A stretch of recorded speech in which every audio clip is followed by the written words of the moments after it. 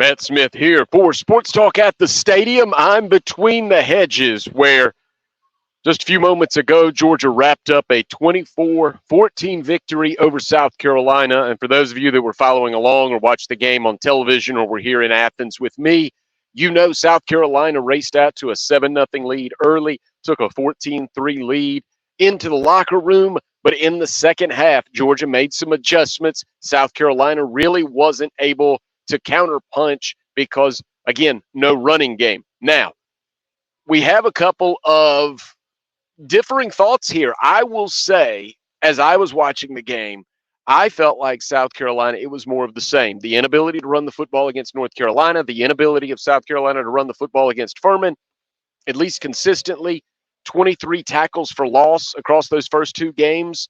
Was it more of the same for this offensive line, despite the fact they were starting a couple of young players at each of the tackle positions? Well, just a few moments ago, I walked out of Shane Beamer's press conference. His answer would be, no, it wasn't more of the same. His feeling coming out of this ball game was South Carolina played well enough along the offensive line. They truly played well enough everywhere. They simply shot themselves in the foot. 11 penalties, many of them pre-snap penalties. I thought it was a great hindrance to South Carolina that they weren't able to get the run game going. And if you glance at the statistics, just once again, you see DeCarrion Joyner, 5 carries, 10 yards. Mario Anderson, 2 carries, 9 yards. That's it for the running backs. That's it. End of. But Coach Beamer, I guess, wasn't expecting much out of the run game anyway in his post-game comments, which you can hear at sportstalksc.com in their entirety. He said, hey, nobody runs against these guys. They're the two-time defending champions. They're known for their defense. Kirby Smart focuses on that. No one's going to run on them. So what he wanted to do was come out and do exactly what they did. Ride Spencer Rattler, that right arm, and in the quick pass game. And South Carolina did just that. They opened the game, 10-play, 65-yard drive, went up 7-0 on a 17-yard wide receiver screen to Xavier Legette on 3rd and goal from the 17. South Carolina was getting what they wanted at that point. And then Juice Wells, not a 17-yard, I may have said Xavier Legette, a 17-yard screen pass to Juice Wells. Well, soon thereafter, Juice Wells is carted off back to the locker room. That same foot that has been bothering him, that he's had to undergo a surgery, it bothered him, flared up again. Shane Beamer in his post-game comments said what they're going to do is they're going to take Juice Wells to a specialist, and we'll know more on Tuesday. So that's the latest with Juice Wells. So South Carolina had to play 95% of this football game without their top target. Hey, no problem, because Xavier Legette, who has been one of the most exciting wide receivers in college football this season, a great story, he stepped up, 7 catches, 71 yards. He became Spencer Rattler's security blanket in this game. How about Omega Blake? Comes right off the bench, no problem. I'll glance down. Blake, 5 grabs, 86 yards, 29 yards after contact. So South Carolina got a lot of what it wanted in the pass game, especially early. Spencer Rattler, 16 of 18 in the first half. But here's what happened. As the second half began, Georgia opened the second half. You knew they would come out fired up. You knew they would come out, and like in an NBA team, like in a basketball game, they'd make a run. And that's exactly what they did right out of the locker room, 75-yard drive, like a lightning bolt. Georgia's back in the ball game. The game is 14-10.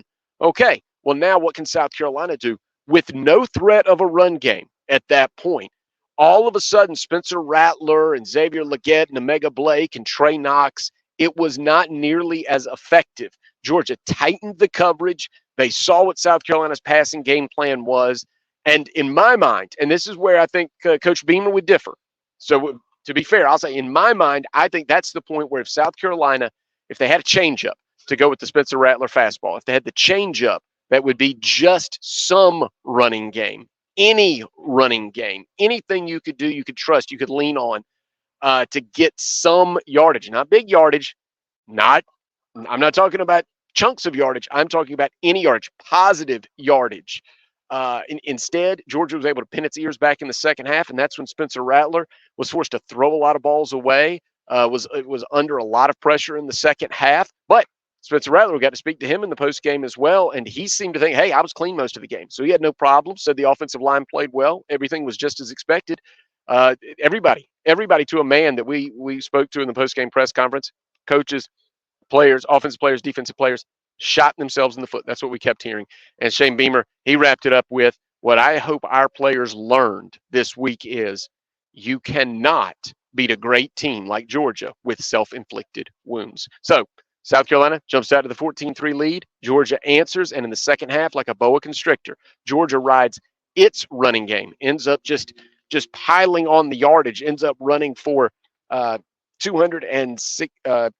I'm sorry, they threw for 216. And do I have this right? No, they did. They rushed for 269 yards, including 118 yards from Edwards. And but a little bit misleading because in the second half, South Carolina was just on the field over and over and over. After the quick pass game was converting third downs in the first half, Georgia saw that, and South Carolina, in my mind, just didn't have anything else to go to. That there was only plan A because the offensive line wasn't able to keep Georgia's pass rush off of Spencer Rattler in obvious passing downs. But where do we go from here? South Carolina 1-2 for the second year in a row. Well, last season they won 7 of the next 10 and finished strong with wins over Tennessee and Clemson.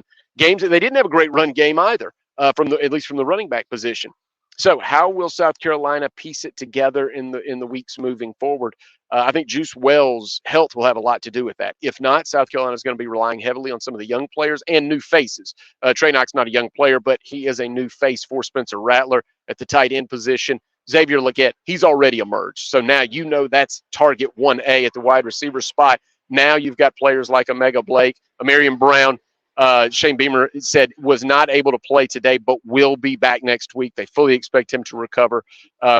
Just a slight injury, so you'll see Amarian Brown. And then defensively, if South Carolina does what they did here between the hedges on a weekly basis, they will be in every game. Everybody else on the schedule, they will be in the game. But can South Carolina do enough, as I said, on the offensive line, and can they find some semblance of run game to help Spencer Rattler, who has been nothing short of brilliant through 3 weeks? The number's not as good here at the end in this ball game because we faced so much pressure and had to throw the football away consistently in the second half. So your final: Georgia 24, South Carolina 14. Again, South Carolina 1-2, but everybody had the right attitude that we spoke to in the post-game press conference, and it was, we're going to get better. We're there. We're a good team. There is no moral victory. This is not about a moral victory. This is about proving to ourselves who we can be as a program when we go out and we do the right things. And we heard this term a couple of times too, toe-to-toe. South Carolina continued to say, we went toe-to-toe with the 2-time defending champions. We know what we can do when we don't make mistakes. Now, we'll see what happens in the weeks as we move forward. Of course, a lot of big games ahead and still plenty of season to track and to talk about. We're going to track it all at Sports Talk Media Network. Continue to follow us at Sports Talk SC on Twitter, sportstalksc.com. And, of course, we'll have the coaches conference calls taking place tomorrow. Be sure to check out those on sportstalksc.com, and you'll hear for yourself. And, of course, we'll have the post-game wrap-up on this ball game, and you can hear Coach Beamer in his own words. So that's it from here. Between the Hedges, Matt Smith for Sports Talk at the Stadium, presented by the South Carolina Beef Council for the Sports Talk Media Network.